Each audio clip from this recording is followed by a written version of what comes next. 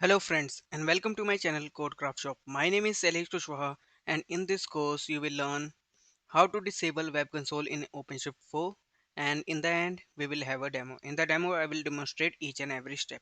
So guys, please watch the video till end. So there are some prerequisites that are required for disabling web console in OpenShift 4. You should have a deployed OpenShift container platform and you should have administrative privileges. So this is the login screen which we are going to disable, and once we disable we are unable to log in using the web console.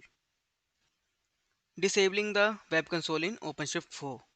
We can disable the web console by editing the below resource, and the resource name is console.operator.openshift.io, and we will use the following command to edit the resource. The command is oc edit console.operator.openshift.io and then the cluster. So once we edit the resource, we need to change the management state parameter value to remove to disable the web console. So in the screenshot, I have given you an example in which I have specified management state parameter and I have specified the value as removed. Once we save the resource and when we try to log in to the web console, we will not get the page. We will get an error message. So let us begin the demo. So guys, if you are new to this channel and you haven't subscribed to my channel, then please go and subscribe, and this will help you in getting the latest updates whenever I upload.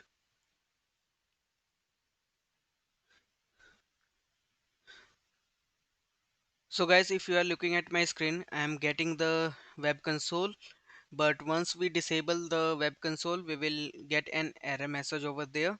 So let us begin the process. So I have logged into my system using the credentials, that is the admin credentials. So after that I will type the command ocedit console.operator.openshift.io and the cluster. So once I hit the enter command,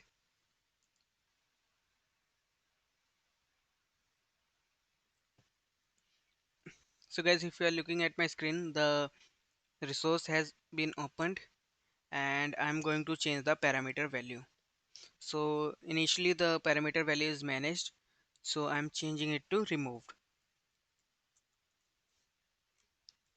I'm saving the file. Once I close the file, the resource has been edited. Now I will go to the web console and try to log in.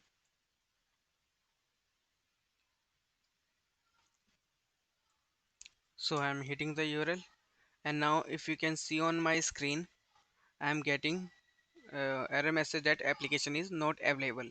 So it means that the console has been disabled.